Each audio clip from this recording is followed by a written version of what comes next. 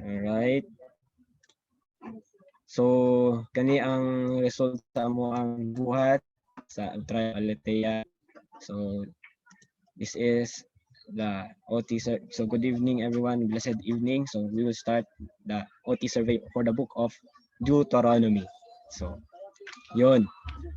So, but before we start, let me ask you some questions. So, I want you to, gusto na ko, like, siguro if you could have at least a piece of paper on your table or naman mo sa any kung asa man mo, like siguro pwede sa inyong mga cellphone or pwede nyo anything na masulat ninyo. So okay, na ako yung mga like short questions. It's not really that serious, not really like asking you detailed answer. I just want you to answer these words. So, what words can you associate with the book of Deuteronomy? When we hear the word the book or the Deuteronomy, what comes into your mind when you hear the word? So, you may write it on your piece of paper or your mind. Pwede lang siguro like, and then I will be calling at least, or you may chat na lang. Pwede i-chat ninyo sa ato ang chat if you wish. So kung pag madunggan ninyo ang the book of Deuteronomy, what comes into your mind o ano yung mga words na pwede niyo ma-associate sa book of Deuteronomy. So let me check muna ang chat. So decision. Okay. So right, so according ko kay Kuya JM, final message. Okay, final message ni Moses. And according to Glenn, choice. All right, choice. So those are some responses that I got. Right. So final message ni Moses for the Jews. So indeed, as we heard from Bro Obed earlier, that this is the final or the fifth book of the Torah, which is the book. So we will go through it first. And I want you to keep in mind this question. Just keep in mind this question. What do you want to discover about the book? Or what do you want to discover about the book? So what are the things that makes you curious about the book? So you may put it into a chat if you wish, if you like, or just think if na lang for later. So what do you want to discover about the book? So if you wish, ano yung mga gusto natin. Okay? So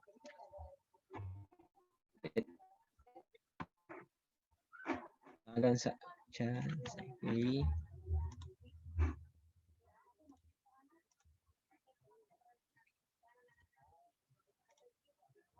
It's okay. So I message. Okay. So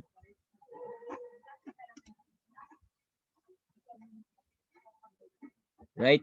So you may chat it if you wish to, if you like. You may chat if naamoy questions. So what do you want to discover? What questions?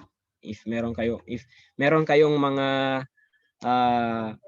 previous knowledge about the book and then that you need to be clarified, you may chat it or you may just share it sa class. So sa group, and I hope na at least ma-clarify after this discussion. So okay, after this survey.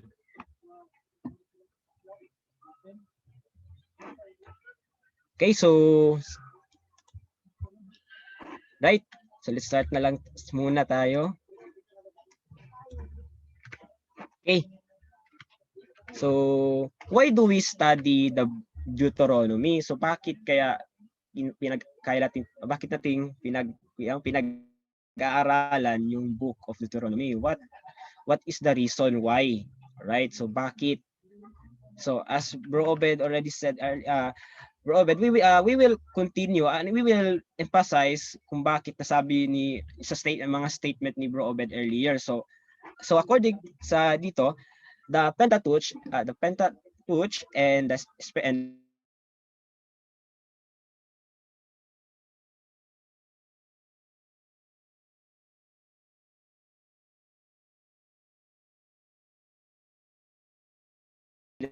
foundational siya, foundational knowledge.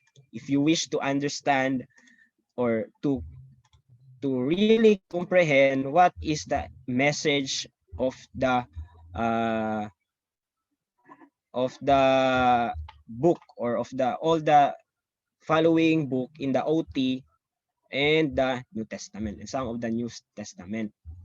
Okay, so it's like a uh, lens, kumbaga nga lens siya. So if you wish to get a clearer picture of what the book of what are the following book after the Deuteronomy is saying, especially when it comes to prophecy, when it comes to the some of the consequence that the Israelites will face, the book of Deuteronomy will explain or will clarify this to you, right?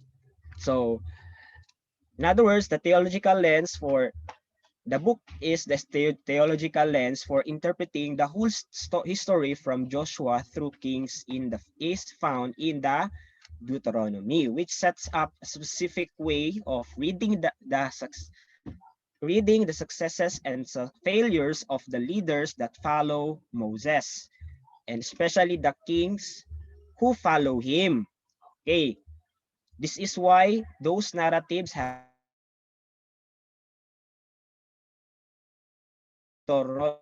Deuteronomistic history. All right, so by Dr. Ben Witherington the third. Okay. So yun. So para mas ma-explain pa natin, we've come up with this table. So as you can see, we will get some verses in the book of Deuteronomy and some verses of the First King, specifically First King chapter 10 verse 26 to or through 11 to 6. So as you can see, we labeled it as standard in the Deuteronomy and failure in the First King. Yan. So as you can see, in the Deuteronomy, the king must not acquire great numbers of horses. So this is what Moses told the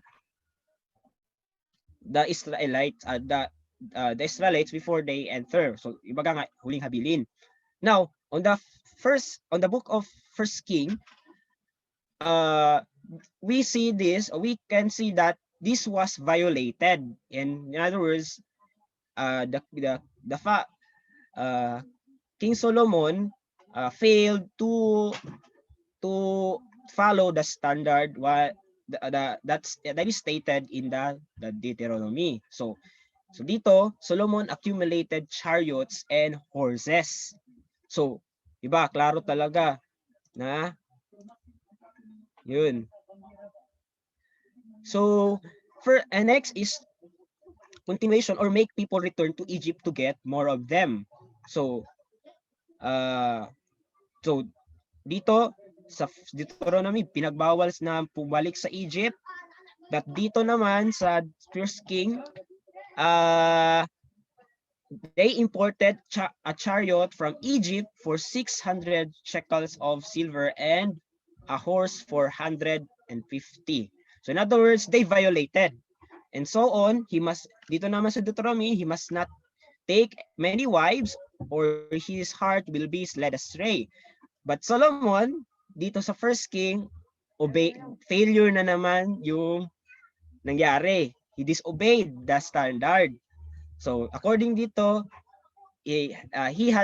Solomon had 700 wives, wow, of royal birth and 300 concubines.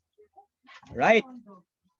So, and his wives led him astray. So dito naman sinabi na you should not be led astray, but sa led sa Deuteronomy, pero sa First King, disobeyed na naman. So failed na naman yung king. Failed na naman yung si Solomon. And last, he must not accumulated large number of silver and gold, but again, king made silver as common as stones in Jerusalem. So, klaro talaga na if you will discover as you read the First Kings, they will you might say na bakit may masama bang mag-accumulate ng chariot? Why do they suffer? Why do they experience this consequence? If you will discover na you will ask yourself as you read the First King, and you may see there that they suffer some great consequence, you may found the answer in the Deuteronomy. So that's it. So klaro. So proceed. So that's why we should study the of Deuteronomy kasi it's like a lens for a clearer picture.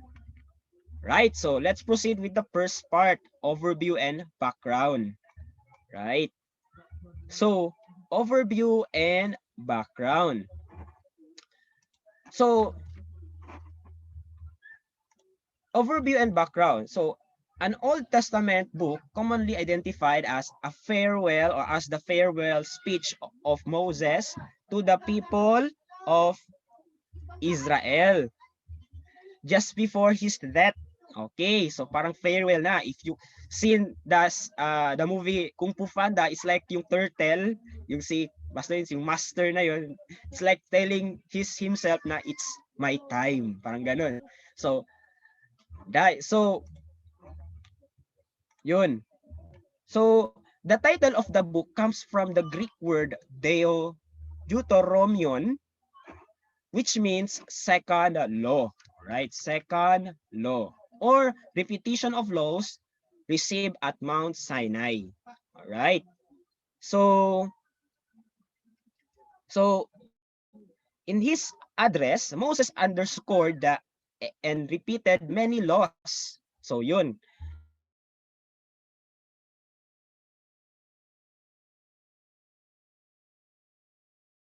He also challenged to the people to remain faithful to God. So he challenged the people or the new generation of Israelites to remain faithful and to his command as they prepared to enter the promised land. Okay. So yun. So because 'di ba as you can see in Numbers, in the previous book, which is the book of Numbers, these Israelites are new generation. So that's why it's already stated there na these were new generation. Okay, new generation. All right. So the book also is Deuteronomy is both the climax, o kung if you are familiar with your classes in English, di ba, you will see the different parts of a story, di ba? May mga setting, characters, and there are some different parts of the story like where climax is the most sukdulan, kumbaga sa Pilipino pa sukdulang pangyayari. Kumbaga it's like what keeps you awake when you watch a series of episode in anime or even in some Korean movies, sa mga nanonood ng Korean drama dito. So, 'di ba, parang it keeps us awake. O ano kaya ang next? Sige, gusto nating panoorin. I want it to continue like that. So, Deuteronomy is the climax of the Pentateuch, the 5 books of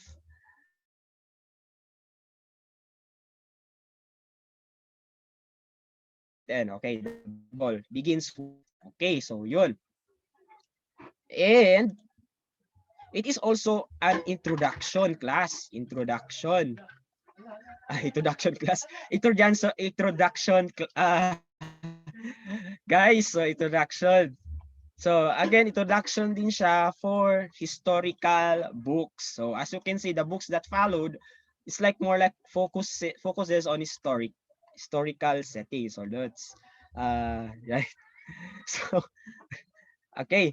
So particularly Joshua and so to be specific, particularly Joshua and Judges, Samuel, First King and Second King. So these are the historical books view Israelite past through the lens provided by the book of. Okay, so again, the historical books view Israel's past through the lens provided by the book of Deuteronomy, particularly the blessing and curses. Right? So these were the historical book that follows. Yan, so introduction siya.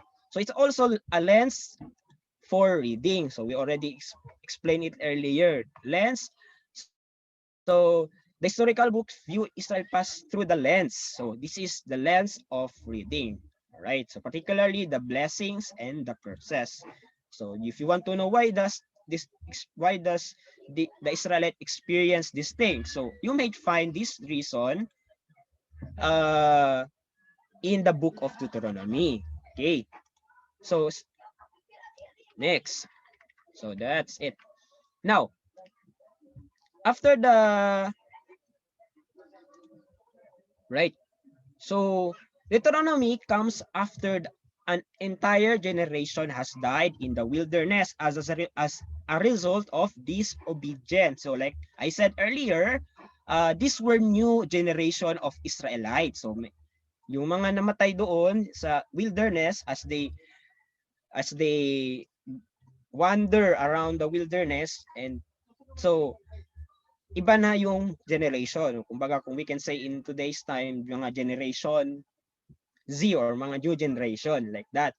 Kung generation X pa yung previous na nasa wilderness, so generation Z na ngayon for na kinakausap ni Moses, right? So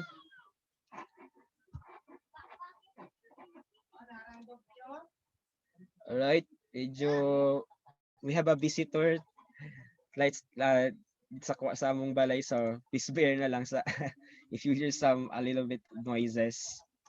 Okay. So yun. So it also shows the book also powerfully renews the covenant.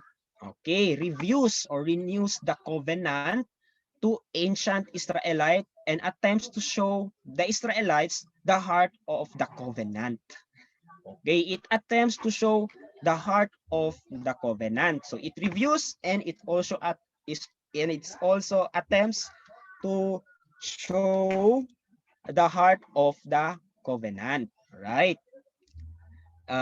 Israelite is also called to consider the meaning of its call and election. Okay. So call and election,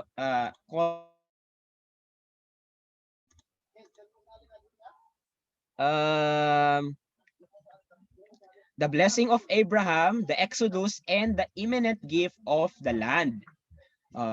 So will God project of the world will fail? So the Israelite bless.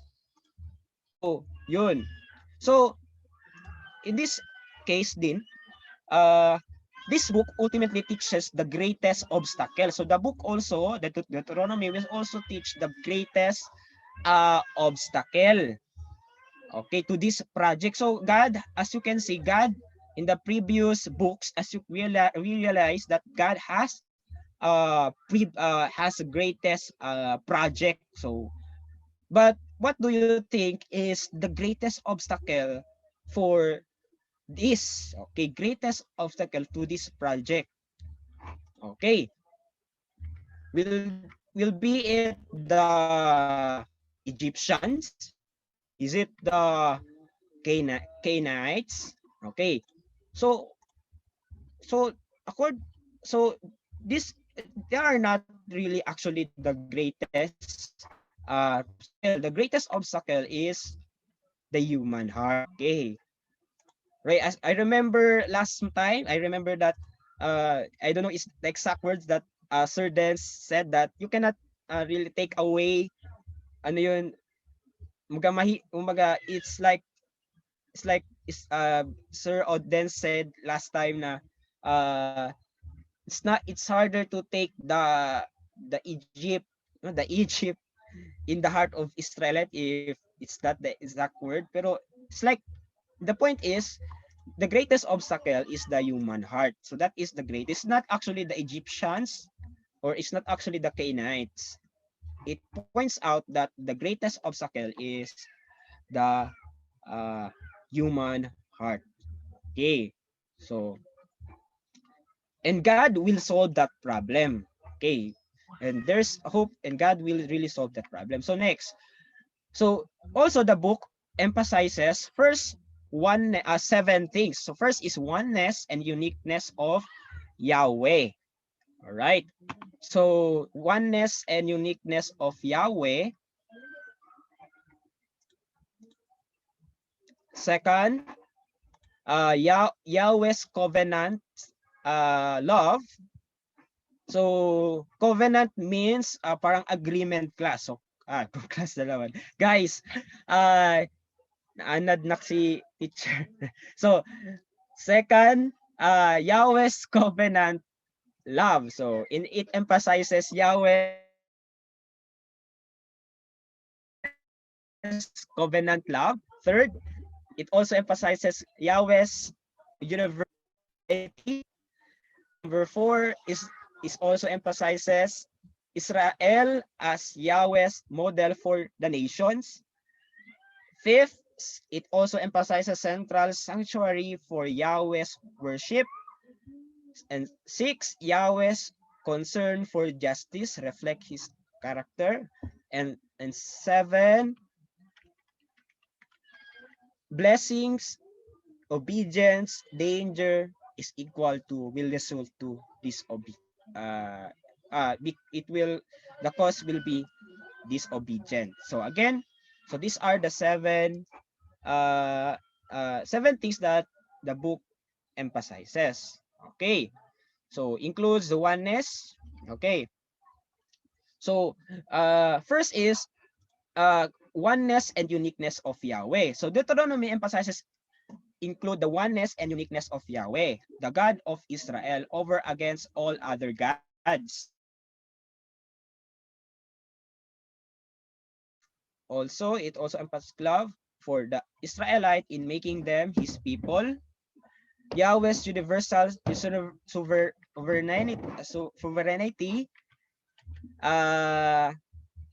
over all peoples. Israel as Yahweh's model for the nation. The significance of central sanctuary where Yahweh is to be worshipped. Yahweh's concern for justice, that his people reflect his character, the blessing of obedience and the dangers of disobedience. So these are the seven things. All right. So next is authorship and date. Right? Authorship and date. Okay.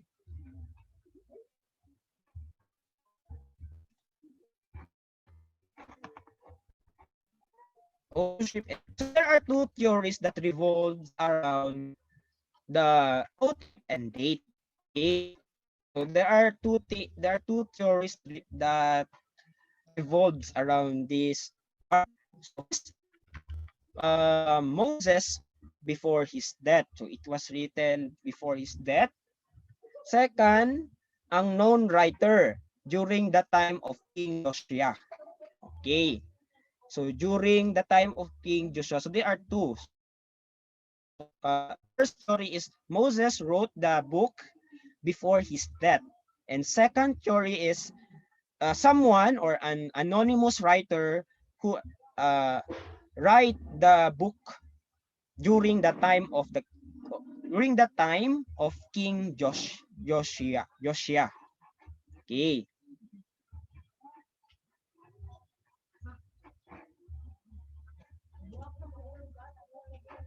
All right.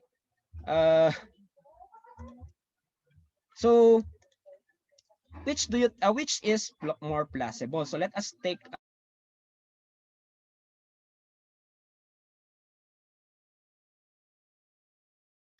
conservative Bible students are united in their conviction that Moses wrote this book.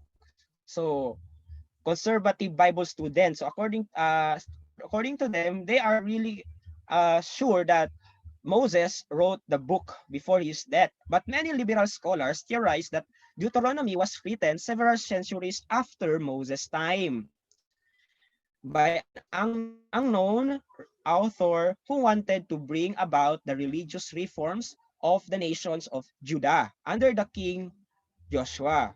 Okay, you can find this 2 Kings chapter 22 verse 23. These sweeping reforms began when a copy of the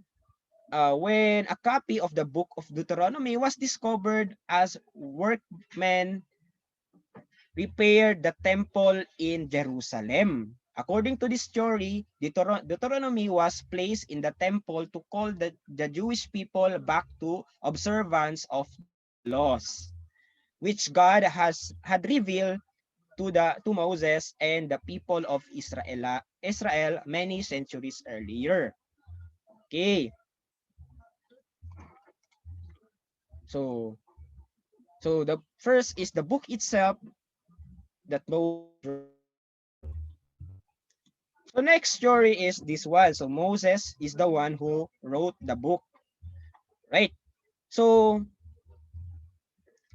this story, unfortunately, okay, the theory of somebody or anonymous writer is unfortunately overlooks the statement of the book itself. Okay, uh, that Moses wrote Deuteronomy and directed Moses that Moses wrote Deuteronomy and directed that it read regularly by the people. So the first person pronoun I appears throughout the book as Moses refers to himself and his experience. The logical conclusion is that Moses wrote the first 32 chapter of the book, chapter 34 about his death probably was added by his successor Joshua as the tribute to Moses. The date of the writing must have been sometime around 1400 BC. All right. So, but yung first story overlooks the fact that in the book, Moses actually, or the book itself, actually support the second theory, which the first theory what that Moses write the book. Okay, so yung second theory overlooks that fact na in the book, the Deuteronomy really supports that Moses actually write the book before his death. Okay, so you may find this on Deuteronomy chapter 31 and some of the chapters. So there. So it says that Moses write the first chapter to 33rd and Joshua wrote the chapter 34 after Moses' death. So it were written about around 1400 BC. Okay. So kung if based on this given information, we may say that it may mas substantiated yung first theory, which is Moses is the writer of the book. Okay, that he wrote this before his death. Okay, medyo mas convincing siya. Mas supported siya compared sa second theory. Okay. So next is historical setting. All right? So historical setting. Right? So I hope na you still with me. Right? So okay.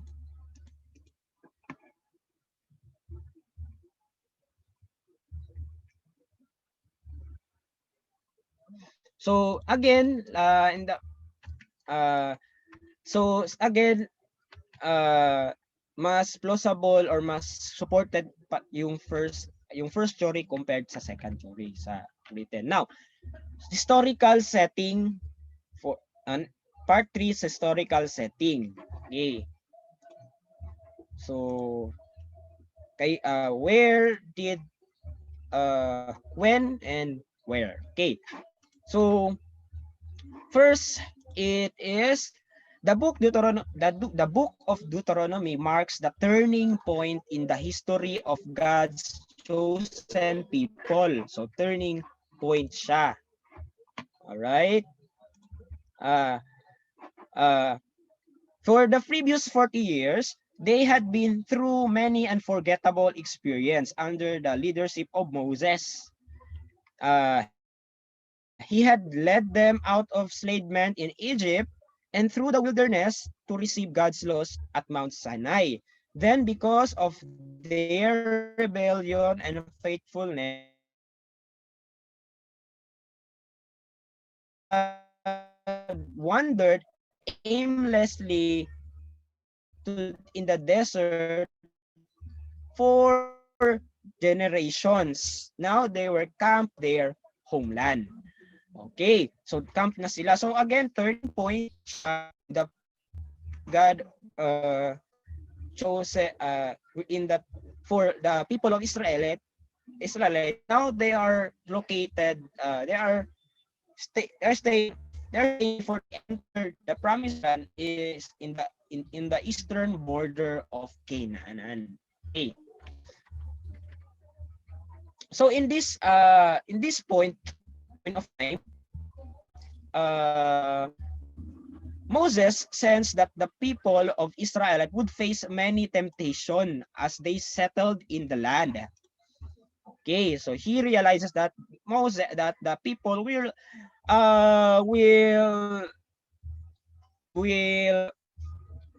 will face temptation. So as we read through the following, we we really uh we can verify that this this uh this prediction or this sense that Moses is feeling would come true. Okay. Uh, so as so again, Moses sensed that the people of Israel may face or would face many temptation as they settled in the land and settled or established permanent dwellings among the pagan Canaanites. Okay. He also realizes that his days are there as their leader were drawing to a close.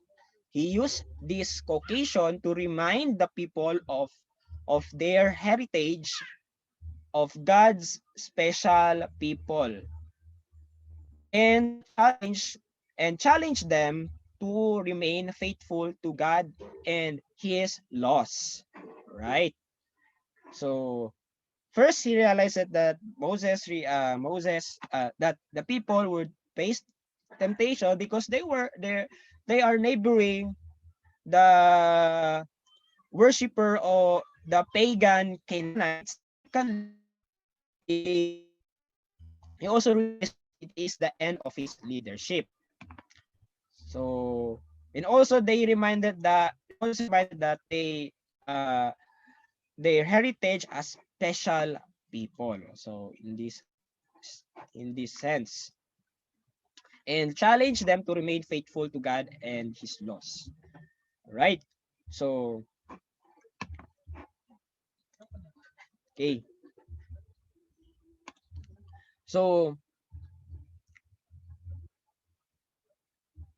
So thus the book of Deuteronomy becomes a steering conclusion to the life of this great statesman and prophet. Okay, steering conclusion. So on the final verses of the book pays this fitting tribute to Moses' visionary leadership. So this is, so we read like this: since then there has not risen in Israelite a prophet like Moses, whom the Lord knew face to face. Okay, so ito yung naging tribute, parang ito yung naging final or parang tribute to Moses. Okay, when we all, di ba kapag nilalagay natin tribute, when we are kapag ginagawa natin yung tribute or we are doing tribute, we also, it's like saying goodbye or like despedida, or despedida, or the other term will be despedida in our context. Like we acknowledge that great things Moses, the people, or the person has done, the company, or either into the group. Okay, so in the final verses we can see this line. Okay, verse. Okay, so it's like, so next,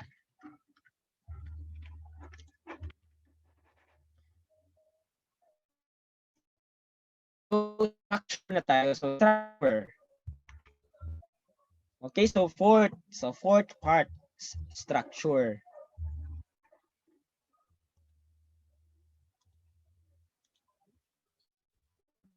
So how does the book are made? So first, okay, if you read, if you will read the book from verse 1 to the last verse, you may notice some structure in the book, right? So first is that the outer frame is a look backward. It's like specifically chapters 1 to 3.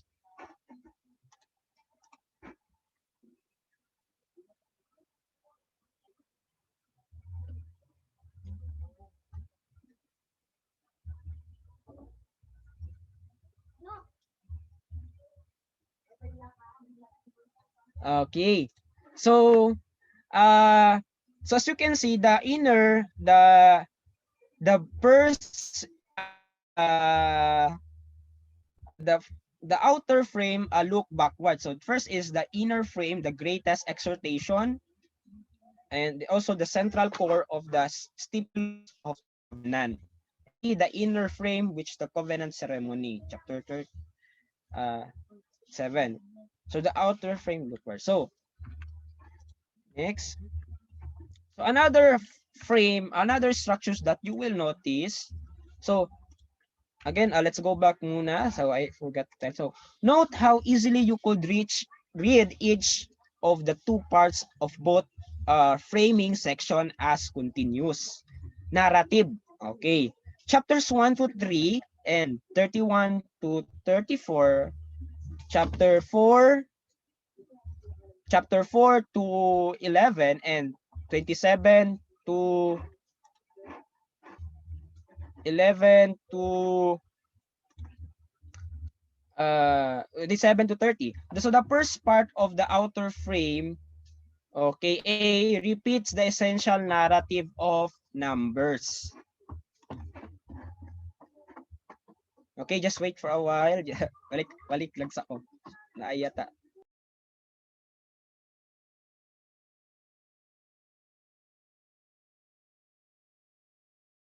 So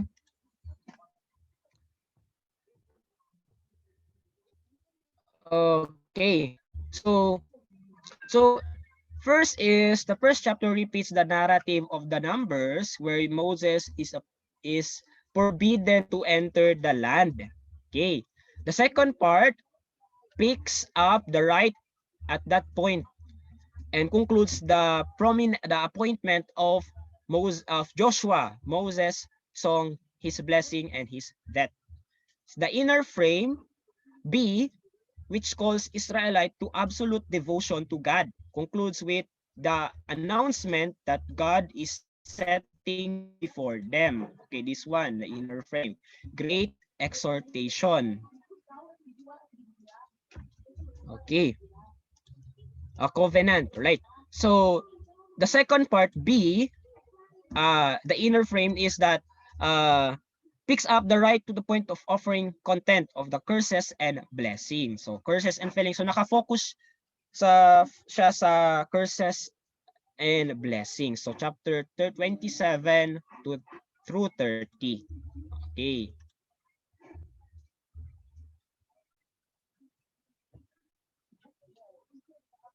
Right. So B, ito tayo sa B. So the Deuteronomy presents these statements of God's direction in this style of ancient Near Eastern suzerainty covenant with preamble, prolong, stipulation, document clause, sanctions, and witnesses. These three items both meant and reiterate the final three elements of the covenant. So that's it. So we can also find another structure. We can also know another structure when as we read the book of Deuteronomy. Okay. So first is the preamble of historical prolong. It's like sa movie pa meron pa siyang parang anong again I already said this earlier. So parang preamble is siya before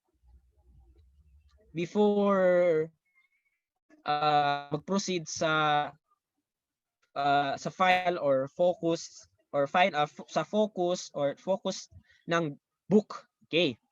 So second, stipulations. So and third is okay. So first is preamble class. Class na naman. Sorry. So again, preamble first. Okay. So we can find this sa chapters 1 to 4. So look both the past and the future. God has been faithful in the past. Okay, as you can see, you can really see this one. You can really observe how faithful God is in the previous books, diba? As last time. So rewarding Israelites for their faithfulness and likewise punishing them for their unfaithfulness. So now they must again commit to being his people. So second, stipulations. Begin with the begin with a restatement of the Ten Commandments. So that's it. So it begins at chapters 5 through chapter 5 and then to 626. Right? While the laws in these chapters, chapter 12 to 6, and follow the vertical or / horizontal order, having first to do with an individual relationship with God and with one another. Okay. So second structure is that document clauses, which are reminders of the terms of the covenant, are found mainly in chapters 20, 7 to 13, the third one. Fourth is a long list of verses. All right. So which serve as sanctions of the covenant. Okay, yung mga consequence. Chapters 28 to 29. So as you read, makita nyo sa chapters 28 to 29 the possible consequences that the Israelite will face if they fail to follow the covenant or at least fulfill the covenant. And fifth is finally there are three kinds of witnesses to the covenant: heaven and earth, the song of Moses, and the words of the law itself. And sixth, on this reading to the leadership,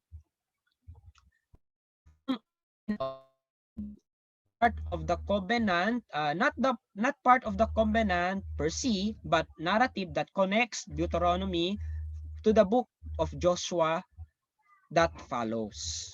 Okay, so with Moses' death and succession. So dito na sa part na to, chapter 34, this is the time when Moses died, and when also Joshua inherit the leadership from Moses. So, right. So, okay.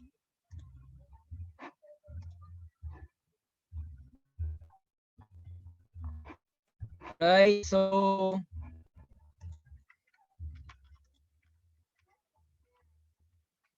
right. So, next part is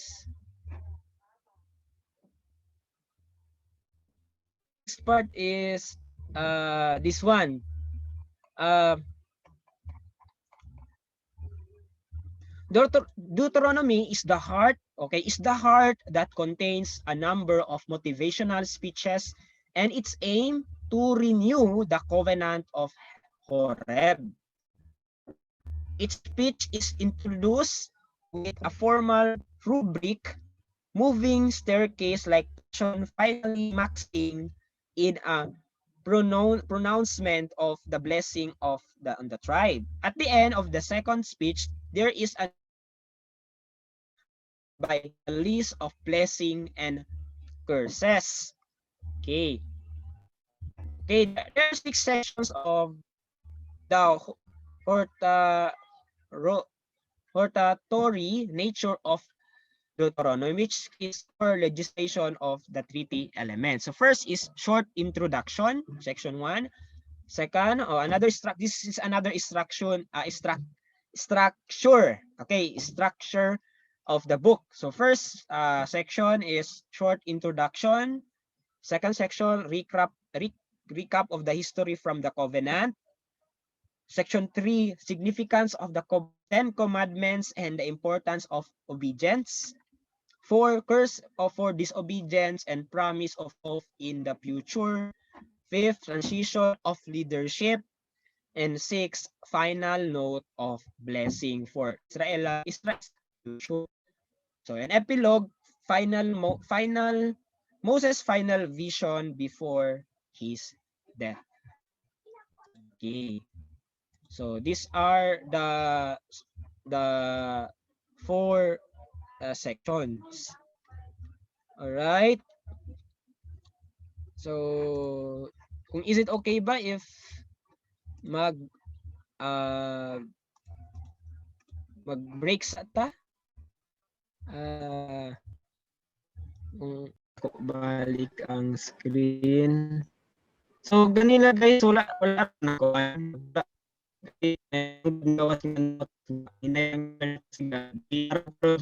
For now,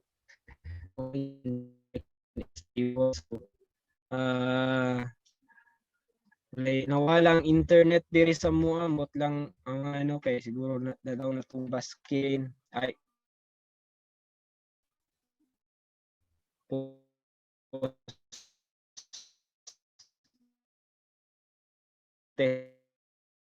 sound mauna. So later wala ko ingon just tell me.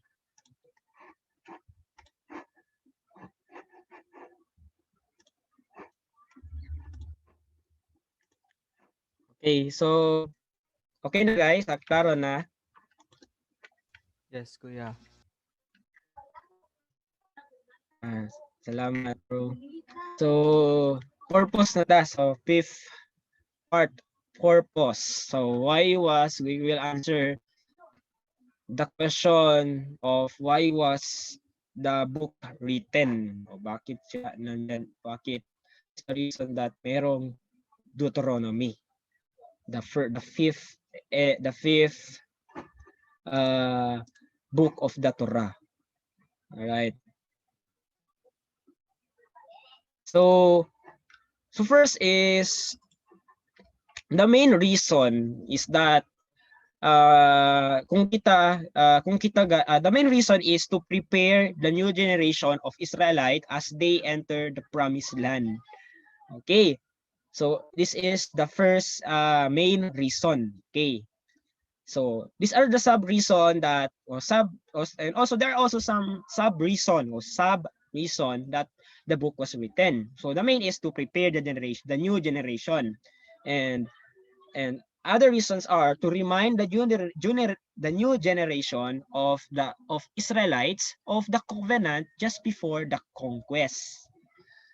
And next is to exhort Israelite to exhort Israel to pay attention to God's instruction.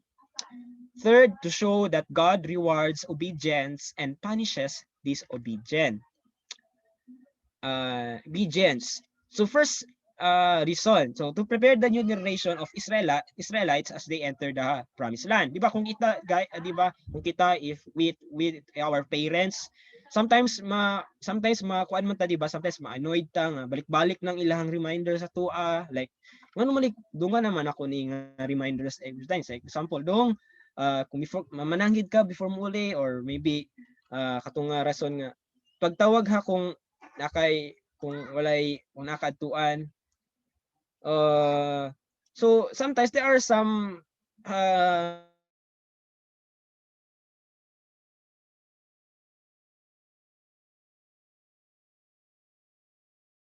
reminding us these things because they cared, and also they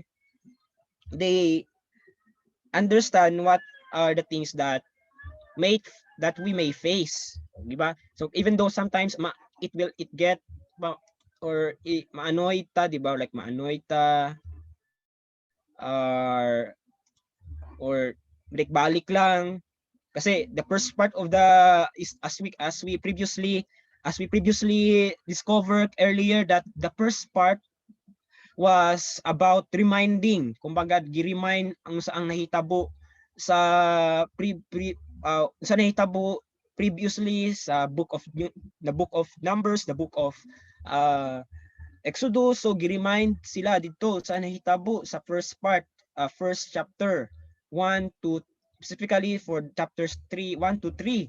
So if we are putting ourselves into the shoes of the Israelite, we might feel like even though they are new generation and maybe they heard these things from their parents, we might get used to it. So the reason would that be is that again to prepare the new generation. So to reiterate, kumbaga i-remind jud sila nga kani jud ang to this is important, even though even though balik-balik siya, the fact na ginabalik-balik siya is to point out na this is very important reminders to be remembered as you enter the promised land. So kanila the same way, Moses also by writing the book of Israelite, the book of Deuteronomy, one of his reasons is to remind that new generation the things that the covenants that the previous generation had made with God. Okay. So baga okay, so next is all right. So Deuteronomy, the fifth book of the Old Testament, derive the mischief. Okay, it was written as a form farewell of by Moses. So ganon. Another farewell siya. So that's it. So and also another thing is to reiterate the New Testament, to remind them the New Testament, to restate the 10 commandments. So kumbaga restate, giulit na pod ang 10 commandments, even though si kita mapamilyar at today's time mapamilyar yun ta aning 10 commandments. So if somebody reminded us these things, we might feel annoyed, but the reason would be again to they telling us that this is very important to remember. So that's what Moses really trying to do here. So another thing is to renew the covenant, or like I said earlier, to the new generation of Israelite. Next is to call total commitment in worship and to trust God's promises to conquer the land. Okay. So to trust God promises. Kung sinabi ni God na you will conquer this, you will you really conquer is you conquer this. Do not be anxious about it. Parang ganun lang yung sinasabi ni Moses to the new generation of Israelites. So do not lose heart with the promises of God. Pag sinabi ni God, He will surely fulfill it. Okay. So Moses emphasizes the blessings of obedience and curse for disobeying God's law. So that's why he reiterates the Ten Commandments. Deuteronomy purpose was to prepare the new generation to enter the land he had promised. So ganun lang ulit-ulit na. So next part is special considerations. Okay, before you reading the book. So as we read the book,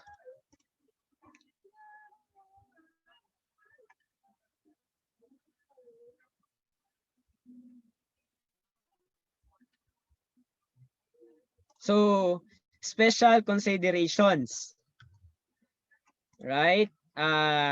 First is God's laws are given to for our own good, to help us stay close to Him in our attitudes and behavior. So it's very clear na it was given not to prevent us or to restrict us of the things that, or especially in the time, in the context of Israelites, it's not given, the laws are not given to them to restrict them from doing, to to deprive them of their freedom. They are just big, and parang it's like a standard for them to show uh, their their obedience to God. Okay. Next is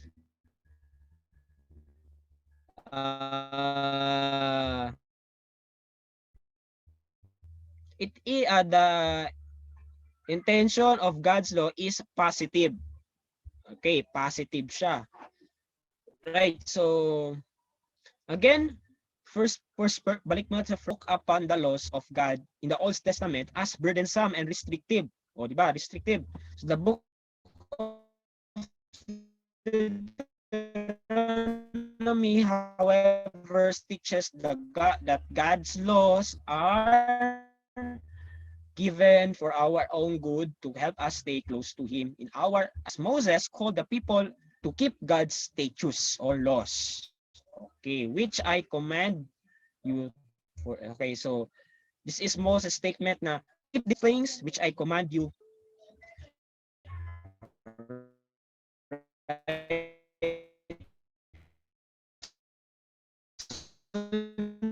Next is the intention of God's law is positive. Again, not restrictive, not to burden us, na to control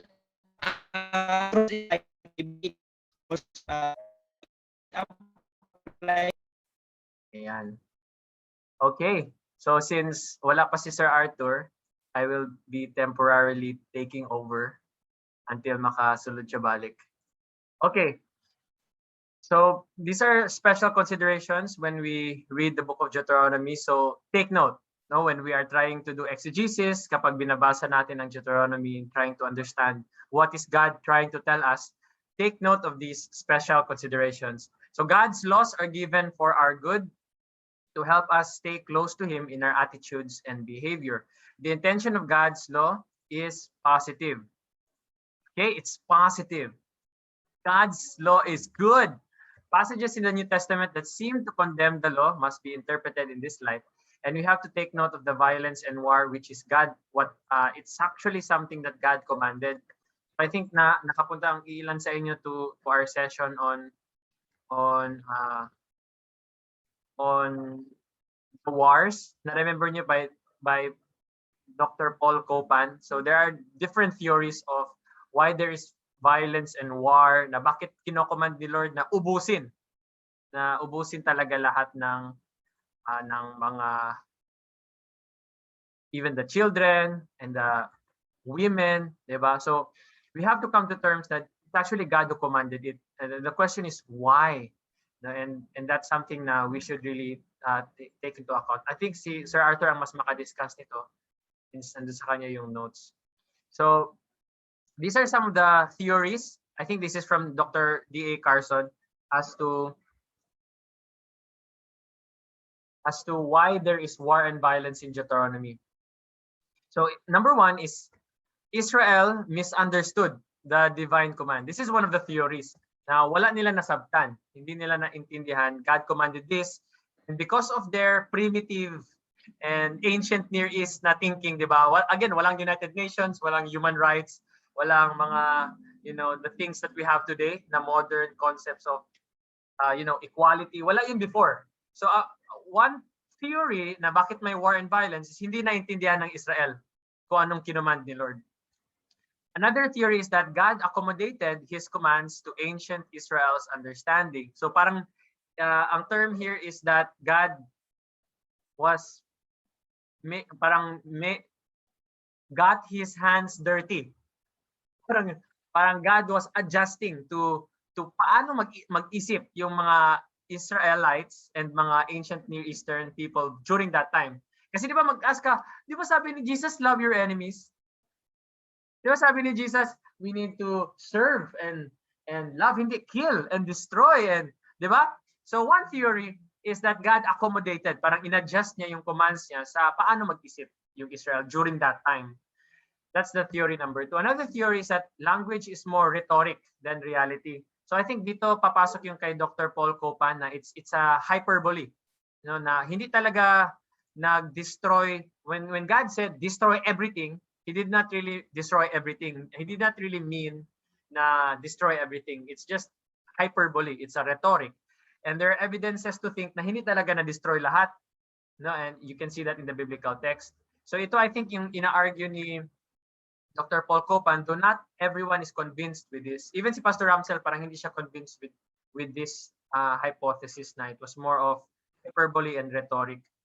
And lastly, it's just God's judgment on those who deserved it. And I think dito mostly si D.A. Carson na talagang destroy everything. Why is there war and violence in Deuteronomy? Why did God command infanticide, killing of parang genocide, killing of a race? Parang it's because these people deserved it. Parang it's better that they die than they live in an ancient, in that Canaanite culture, and they influence the people around them. And Israel was going to possess that promised land, and they cannot be influenced by these people who practice very evil na practices, tulad nung parang sacrificing children. So yeah, I don't know if you can compare that with Duterte, no? I think you need a lot of knowledge sa Bible and sa politics to answer that question. So ang next is unique features. Anong mga things na makikita mo talaga sa Deuteronomy? Very unique to that book. So as does Leviticus, Deuteronomy places great emphasis on the word of God. So you can see it in these passages, very emphasized ang importance of God's word. Jesus began his ministry by quoting from Deuteronomy, 3 times in answer to 3 temptations by the devil. So this is amazing. Naalala niyo, di ba, na Jesus was tempted in the wilderness. So with 3 temptations, he answers them 3 times using the book of Deuteronomy. So mahirapan ka na maintindihan yung encounter with Jesus and the devil if hindi mo naintindihan ang Deuteronomy. So in Matthew 4:4 he quotes Deuteronomy 8:3. In Matthew 4:7 he quotes Deuteronomy 6:16, and Matthew 4:10 he quotes chapter 6 verse 13. These are key prophecies in Deuteronomy na fulfilled in this specific book. So the victorious entrance into Canaan was prophesied by Moses in chapter 7, chapter 9, and 31, and it was fulfilled in Joshua. So be excited for next week to see how God will fulfill his promises. The scene while in Canaan was predicted in chapter 31, and then sa Judges to 2 Kings siya ma-fulfill. Exile, or yung pag-alis sa kanila, pag-drive out of the land, in chapter 4. It becomes fulfilled in 2 Kings, Ezekiel to Daniel. The return from exile is it's fulfilled in Ezra and Nehemiah. So again, we just want to emphasize na sobrang importante ng Deuteronomy if you want to understand the rest of the Israelite history. Specific advice in reading. Deuteronomy has more influence on the whole Bible story. Okay, more influence on the whole Bible story, Old Testament and New Testament, than any other book in the Bible. So you can argue against this and say that Genesis has more influence. But according to some scholars, Deuteronomy has like grabe yun siya ka-influential. So what drives Deuteronomy? It's uncompromising monotheism, na worship God only. Some scholars, they argue na hindi talaga monotheism ang gina-promote sa Deuteronomy, but monolatry. Kasi when you say monotheism, there's only one God, diba? And ang tawag mo sa Shema, hear O Israel, the Lord our God is one, the Lord is one. It's not necessarily saying that there's only one God. Kasi those words na the Lord is one, ginagamit din siya in ancient Near East literature in context na polytheistic. Meaning yung mga gods nila, tinatawag ding the Lord is, like Marduk is one. Parang ganun ba? So it's not necessarily towards monotheism. It's more of monolatry. So saan ang monolatry? Monolatry is only one God is worthy of worship. Yan. Pero according to this scholar, monotheism, pero some would say it's more of monolatry. And I think hindi ko yun na-discuss sa Old Testament theology by Dr. John Walton, pero he really clarifies on that. Monolatry na there is only one God that is worthy of worship and everyone else is just an impostor. Parang ganun. So Israel's uncompromising loyalty, ayan, to Yahweh. That's also something that drives Deuteronomy. Uncompromising loyalty. The primary moment is the Shema, which I hope I think this is really what we will be doing exegesis next week.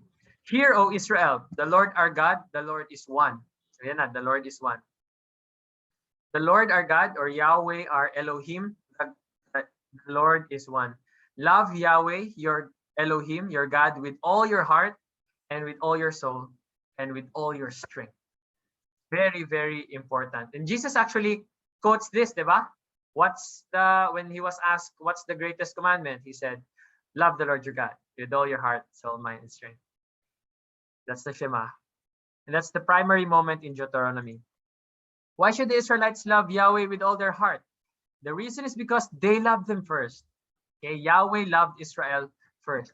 It says here in chapter 7, the Lord did not set his affection on you and choose you because you were more numerous than other peoples, but it was because the Lord loved you. Monay reason why he chose them and kept the oath he swore to your forefathers that he redeemed you from the land of slavery. In fact, pag titignan mo Israelites, like there's nothing really, ano ba? Wala ba siyang reason bakit sila ang piliin ni Lord? But you can see just God's love for them. And sa mga mag-study sa Romans soon, an election and why God chose certain people, this is something na worth considering. Everything depends on Yahweh's love and faithfulness, and his actions that flow out of that love and faithfulness. So these are other distinctive features to watch for. Number one, constant reminder that Israel is about to possess the land. Pabalik-balik talaga ito na parang na words as Moses writes Deuteronomy. They're about to possess the land. Okay? So ano ngayon? How should you think? How should you love God? How should you obey? How should you act? No, as you are about to possess the land. And in Joshua, next week, we will see ano na talagang ginawa nila. No, they are possessing the land. Number two, demand that Israel avoid idolatry and completely destroy the places of Canaanite worship and the Canaanite people. Requirement that they regularly worship at one central sanctuary. That's something na kasi one central sanctuary talaga ang Israelites, which is somehow different siya sa iba. Kasi yung sa iba, iba-iba yung parang sanctuary nila, parang iba-ibang places of worship. And in a way, parang nag-iiba na yung parang God na wino-worship nila at different locations. Say for example, just to make a parallel, may temple na ginawa for the goddess Rayan. Kasi the goddess Rayan kay na temple sa Mindanao, may temple sa Visayas, may temple sa Luzon for the goddess Rayan. Okay? So iba-iba yung parang pag-view nila kay Rayan sa Luzon, iba yung pag-worship nila kay Rayan sa Visayas, ganyan. That's how ancient, as far as I know, ganun sila mag-worship. Iba-iba kasi yung sanctuary, iba-ibang locations. And so parang nag-iiba ngayon yung view nila of Rayan, the goddess, at different locations. Israel is very different kasi meron silang only one central sanctuary. That's the tabernacle. And later on, it's the temple. Pero I think it's to preserve that na isa lang talaga ang Diyos nila, unlike other nations. And this God has only this certain attribute. Parang ganun ba? Para hindi sila parang divided yung Diyos and multiple. Not so sure. I think I have to research more on that. Pero I think that's one of the reasons kung bakit required talaga na at only one central sanctuary mag-worship yung mga Israelites. So why are these matters so important? Because the whole biblical story depends on them. Okay? Bakit ba tayo nag-discuss ito lahat? Because the whole biblical story depends on how you understand Deuteronomy. Kung medyo distorted yung pagkaintindi mo sa Deuteronomy and its laws, its story, medyo distorted din yung pag-read natin sa the books that will follow, and especially sa New Testament. Okay? The whole story of the Bible depends on how we understand Deuteronomy in some way. Two final items. One, God's love for his people in redeeming them and in making them his own, and then in giving them this good land. Okay? You can see God's love emphasized in redeeming Israelites, in making them as his own people, and giving them this land, as was promised to Abraham. There's also a forward-looking thrust, very futuristic. It's looking towards the next generation, the next people, and what will happen in the future as they enter the promised land. Very futuristic. And you can just imagine na si Moses, very old, and he's looking into the future. Ano kaya ang mangyayari? Ano kaya ang mangyayari? How will it turn out? Key verses. So ito, Deuteronomy 6:45. Again, the Shema, we cannot emphasize this too much. Hear, O Israel. And it's called Shema because Shema is Hebrew for listen or hear, the first word. So hear, O Israel. The Lord our God, the Lord is one. Love the Lord your God with all your heart, with all your soul, with all your strength. This is basically what we'll do exegesis on next week, hopefully. Deuteronomy 7:9. Know therefore that the Lord your God is God. He is faithful.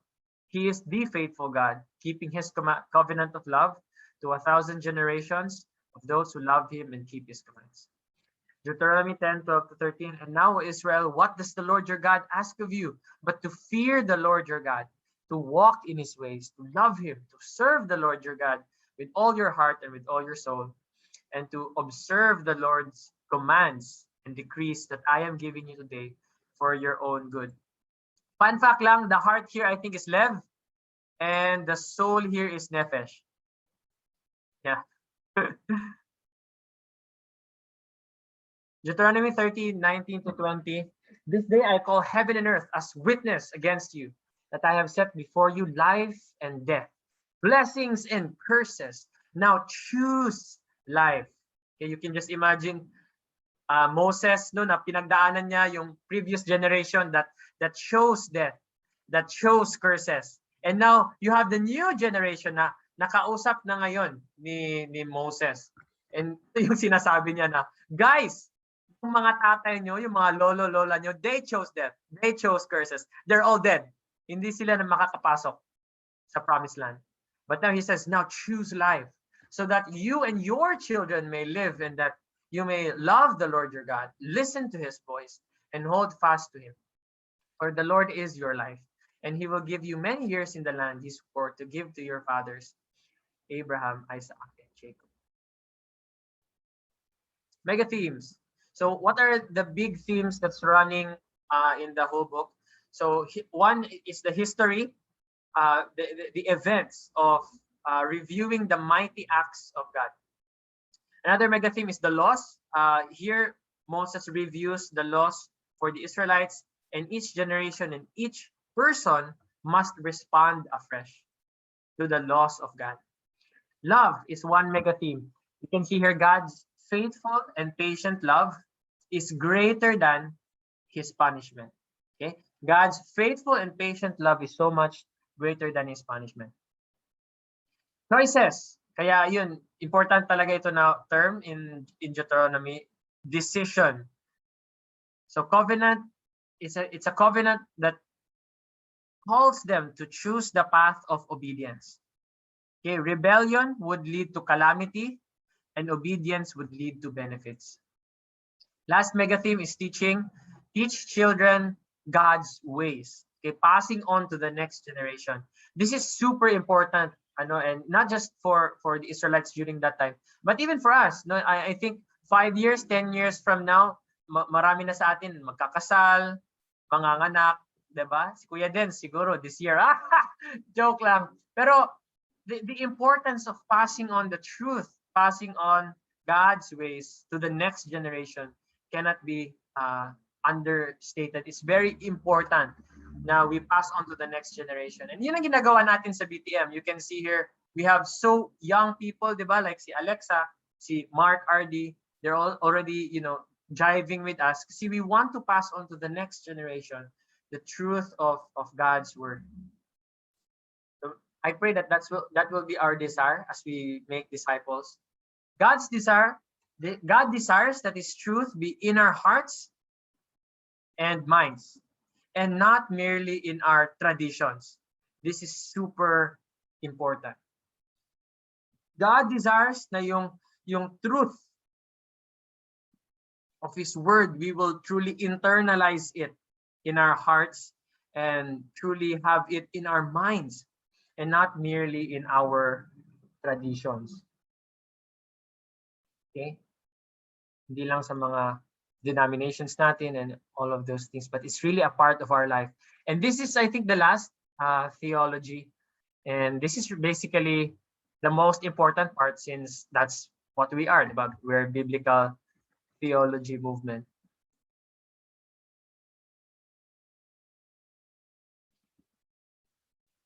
I want us to be reflective, at least for a while, as we go into the theology of Deuteronomy.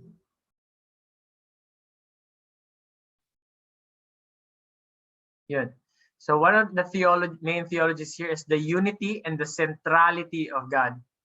Another is the unity of the people, the name, the word, and the image of God, and the nature of the law and its fundamental spirit, the eschatological hope, and the new covenant. So we'll go over this one by one. Basahin ko na lang.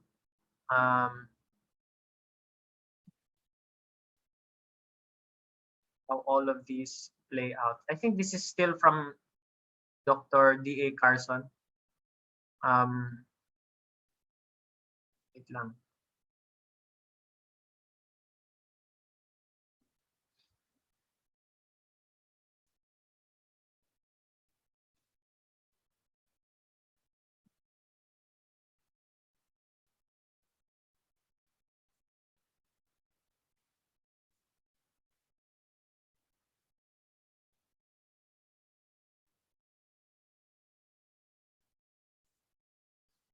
Okay.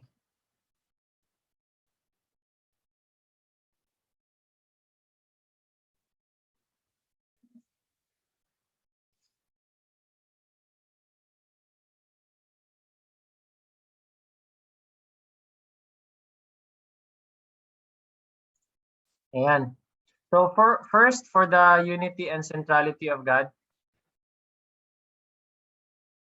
and Dr. Carson, I think, writes, the dominant theme of the book is that there is one God.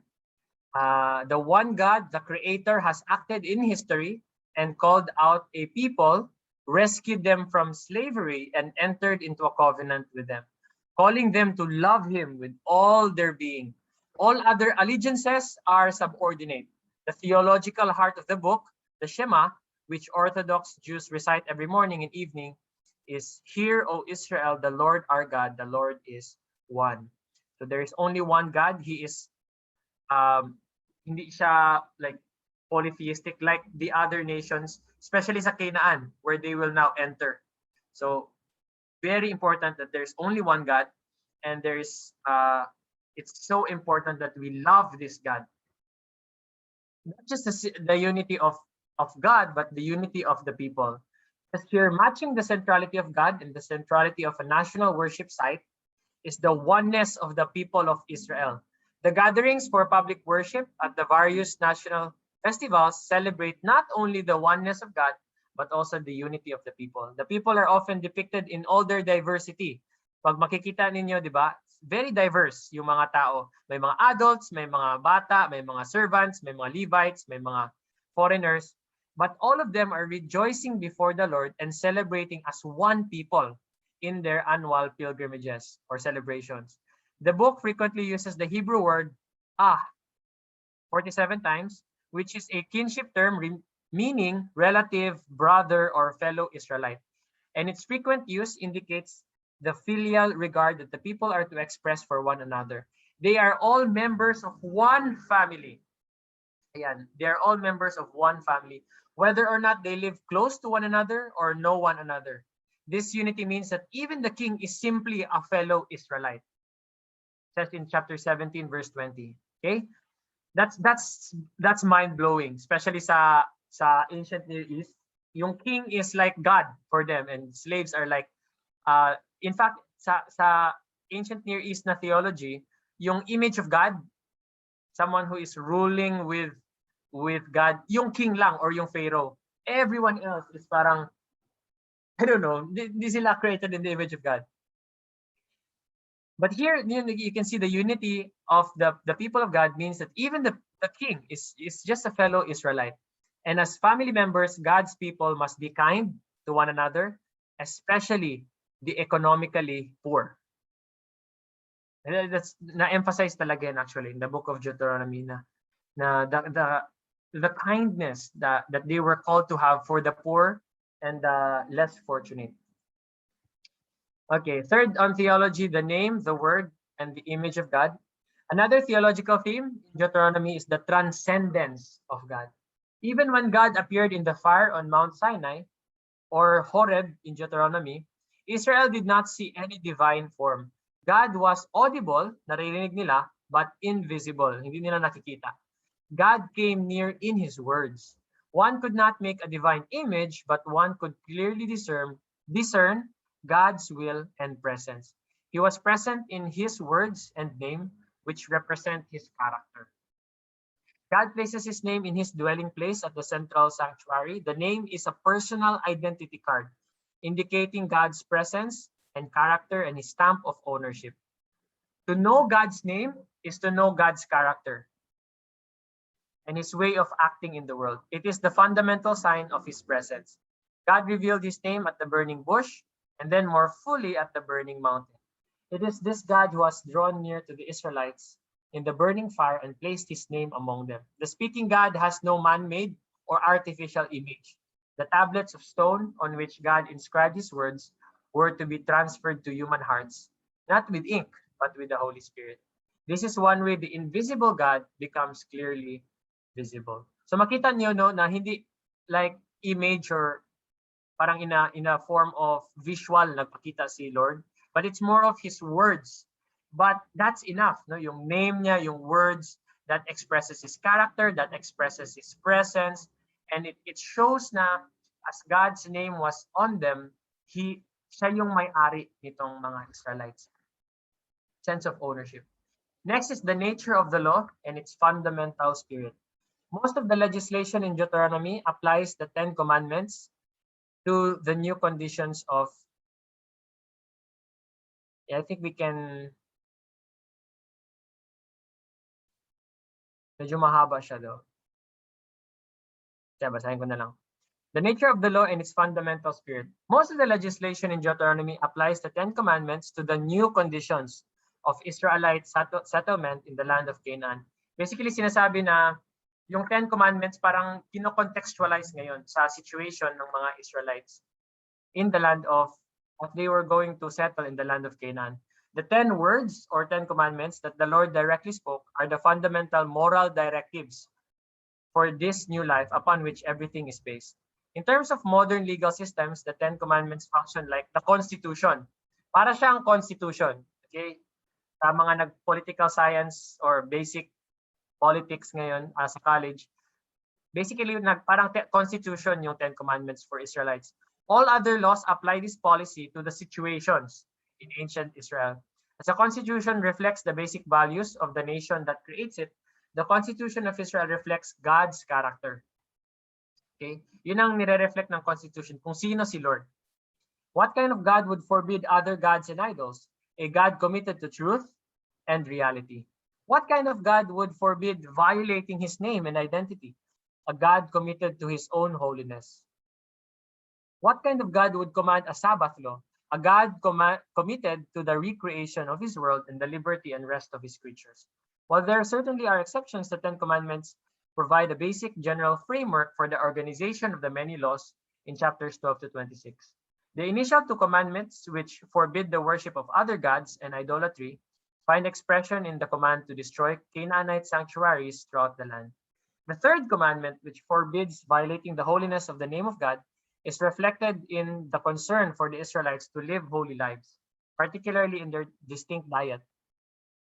The 4th commandment, the command to observe the Sabbath, is expressed in the command to observe the sabbatical year in order to provide economic relief for the poor. Chapter 15. Thus, the 10 commandments consist of broad principles, not narrow laws, and their interpretation should not be restricted to a wooden literalism. Consequently, the 6th commandment, which forbids murder, can result in a building code concerned for safety. Chapter 28, verse 8. And the 7th commandment, which forbids adultery, also addresses sexual purity, even before marriage. Chapter 22. Deuteronomic law, like biblical law and the Pentateuch and ancient Near Eastern law, is exemplary rather than comprehensive. But this exemplary nature points to its wide-ranging application. Such examples show the concern for a life of total obedience aimed at the transformation of the heart. I just want to emphasize itong line na ito.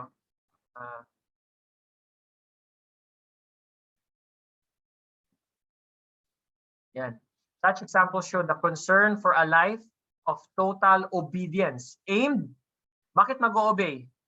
Completely, because the aim is to transform the heart and the habits of a person. To simplify ko anong nasabi kanina, yung 10 commandments is like the basic foundations, you know, and once na i-apply mo na siya to certain situations, yun na yung mga laws na in-enumerate sa Deuteronomy. Once na specify na what does it mean na to observe the Sabbath? What does it mean na do not murder or do not kill? So, ma-specify siya in certain chapters sa Deuteronomy. So, parang meron kang basic na foundations and then parang general principles, and then meron siyang mga applications for the Israelites na ma-explain throughout the chapters. And maganda yung sinasabi dito ni Carson kasi yung talagang root na basis ng 10 commandments is God's character, na kung sino si Lord. Kaya niya ganito yung commands ginawa kasi that is who God is.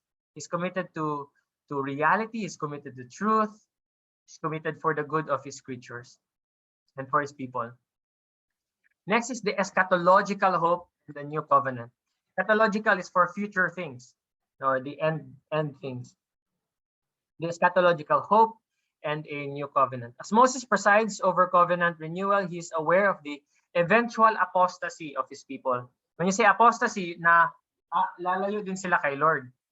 No? And alam yun ni Moses, eventually they will forsake God. Israel will be a witness to the nations that human beings, despite the best advantages, cannot do the will of God without God's help. Deuteronomy bears witness to the hope that the Lord will someday do for Israel what it could not do for itself. Circumcise the people's hearts so that keeping the law was as natural as breathing.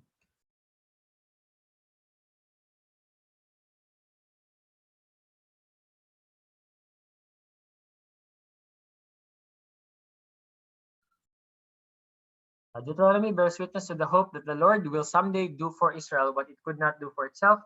Circumcise the people's hearts. Ayan. Kasi ang evaluation nga ni Moses, you will just forsake God.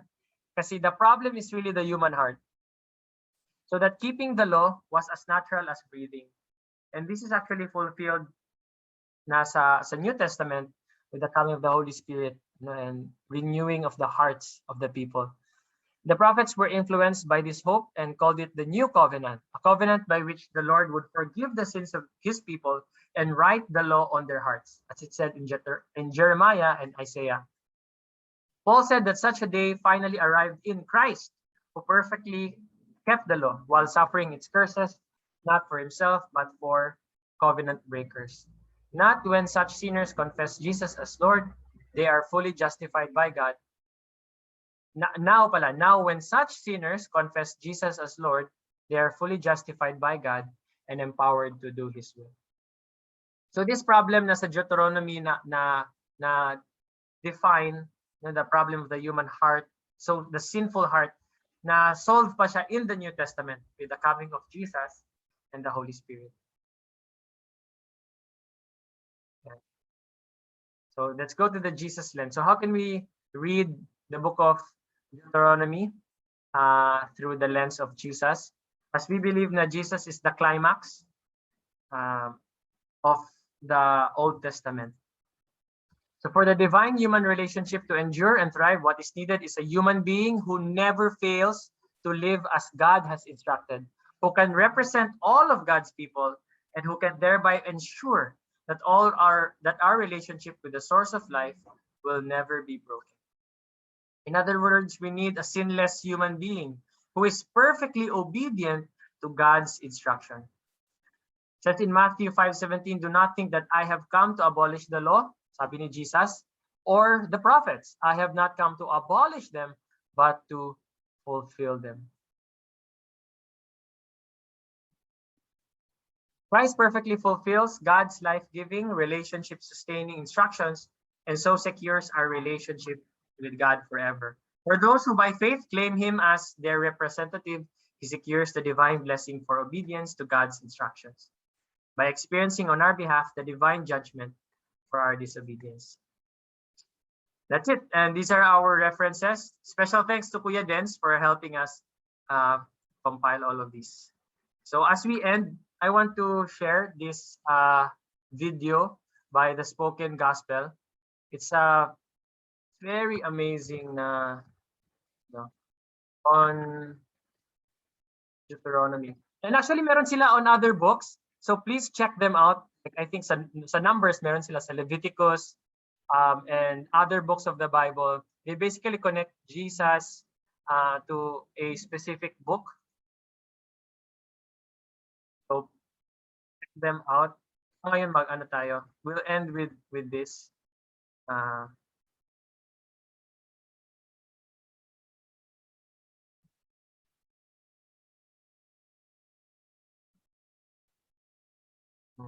Wait lang, I think we can stop recording here para